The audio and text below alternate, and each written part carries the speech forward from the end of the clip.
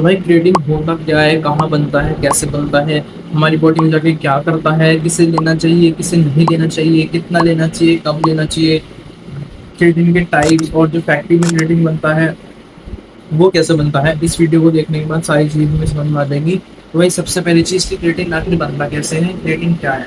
भाई क्रिएटिन जो है एक नेचुरल सब्सटेंस है जो कि हमारी बॉडी में यूज़ करती है नेचुरली, और हमें मीट और फिश में भी ये मिलता है।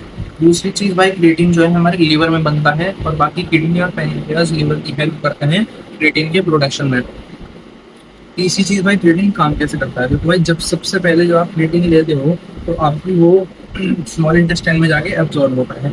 ठीक है, स्मॉल इंटेस्टाइन में जाके एब्जॉर्ब होता है, उसके बाद आपकी ब्लड स्ट्रीम से होता हुआ आपकी मसल टिश्यू में जाता है, CRT की हेल्प से, क्रिएटिन ट्रांसपोर्टर की हेल्प से ब्लड स्ट्रीम से आपके मसल टिश्यू में जाता है। उसके बाद मसल टिश्यू में जाके वो एब्जॉर्ब हो जाता है और बन जाता है फॉस्फोक्रेटिन।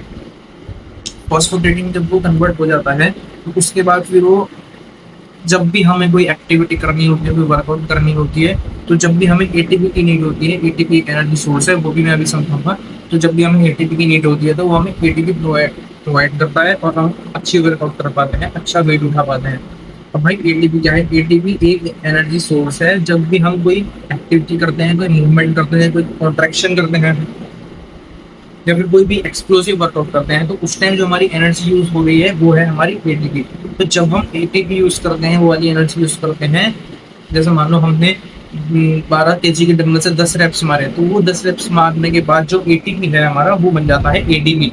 और फिर उस एडीपी को हमारा जो फॉस्फोग्रेटिन है, फॉस्फेट डोनेट करता है, जिससे वो एडीपी जो है हमारा दोबारा एटीपी बन जाता है और हम अगले सेट के लिए रेडी हो जाते हैं। यानी अगले सेट के लिए हमारी बॉडी में एनर्जी आ जाती है दोबारा वर्कआउट करने के लिए। क्रिएटिन जो है इसके लेना कैसे है, इसको देखो दो मेथड होते हैं। एक होता है लोडिंग मेथड, एक होता है नो लोडिंग मेथड। पहले मेथड में क्या है, लोडिंग मेथड में आपको 20 ग्राम जो है 7 दिन तक लेना होगा क्रिएटिन, और उसके बाद फिर 3 से 5 ग्राम डेली। इससे क्या होगा, इससे जो क्रिएटिन है आपकी मसल्स में जल्दी स्टोर हो पाएगा, जल्दी जो है फॉस्फोग्रेटिन में कन्वर्ट हो पाएगा और आपको जल्दी रिजल्ट्स मिल पाएंगे। अब जो नो लोडिंग मेथड है उसमें भी सेम ही है, बस ये है कि आपको स्टार्टिंग से ही जो है 3 से 5 ग्राम लेना है, और 3 से 5 ग्राम ही लेना है डेली। फिर इसमें भी आपको रिजल्ट्स मिलेंगे, बस ये है कि लोडिंग मेथड में आपको थोड़ा जल्दी रिजल्ट्स मिल जाएंगे, आपको जल्दी एब्जॉर्ब कर लेगी बॉडी क्रिएटिन, और इसमें थोड़ा टाइम लगेगा क्रिएटिन एब्जॉर्ब करने में।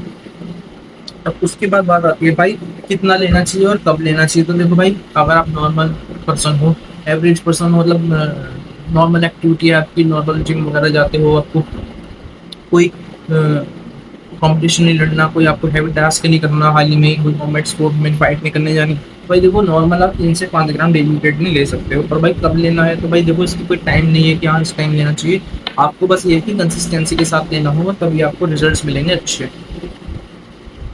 अब बात आती है भाई किसे लेना चाहिए। तो भाई मेरे हिसाब से तो सबको क्रिएटिन लेना चाहिए, जो अपनी नॉर्मल डाइट से कवर कर पा रहा है क्रिएटिन डेली का, तो उसको जरूरत नहीं है, पर बाकी लोगों को लेना ही चाहिए, खासकर वेजिटेरियन लोगों को। देखो जैसे जिम गुरु हो गए, body builder, athlete, sprinter, vegetarian, और जो पीपल हाई इंटेंसिटी ट्रेनिंग करते हैं। तो भाई वेजिटेरियन लोगों को इसलिए क्योंकि वेजिटेरियन डाइट से क्रिएटिन नहीं पूरा हो पाता है, क्रिएटिन नहीं मिल पाता है वेजिटेरियन डाइट से। अब भाई किसे नहीं लेना चाहिए, जो एक्टिविटी नहीं करते, ज़्यादा एक्टिविटी नहीं करते डेली की, मतलब बहुत कम एक्टिविटी है उनकी, बहुत कम मूवमेंट है, ठीक है, पूरे दिन उनका बैठने का है, तो भाई उन लोगों को मतलब इतनी कोई नीड नहीं है क्रिएटिन की।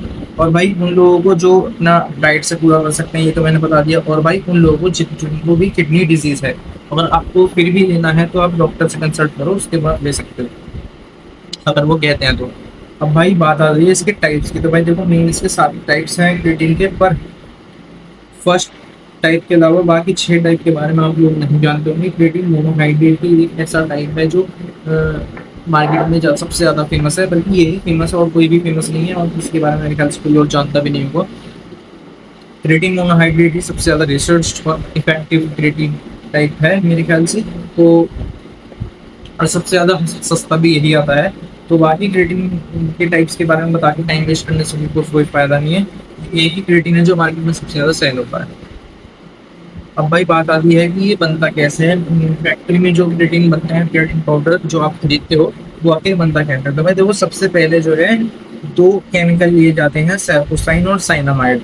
तो भाई इन 2 केमिकल्स का जो है फिर केमिकल रिएक्शन करवाया जाता है, जो केमिकल रिएक्शन करने के बाद क्रिएटिन बन जाता है। ये जो दो केमिकल है सेरकोसाइन और साइनामाइड, इन दोनों को केमिकल रिएक्शन कराने के बाद क्रिएटिन बन जाता है। फिर हम उस क्रिएटिन को प्योरीफाई करते हैं। फिर प्योरीफाई करने के बाद हम उसको फिर हम उसको छोटे छोटे क्रिस्टल्स में कन्वर्ट करवाते हैं।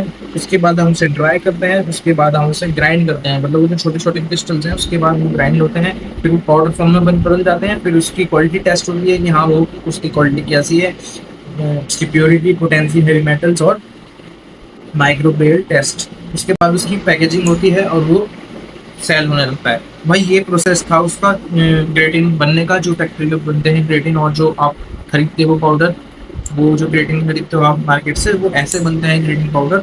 तो बस यही सिंपल सा प्रोसेस था उसका। कोई ज़्यादा इसमें वो लोग कुछ मिलाते नहीं है, कोई स्टीरॉइड नहीं मिलाते, कोई ड्रग नहीं मिलाते। क्रिएटिन एक नेचुरल सब्सटेंस है जो कि हमारी बॉडी से भी प्रोड्यूस करती है।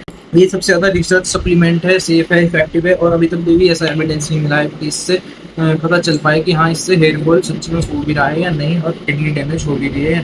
तो भाई देखो ये सारी चीज़ें जो हैं एडिशनल होती हैं, हेल्प के लिए होती हैं।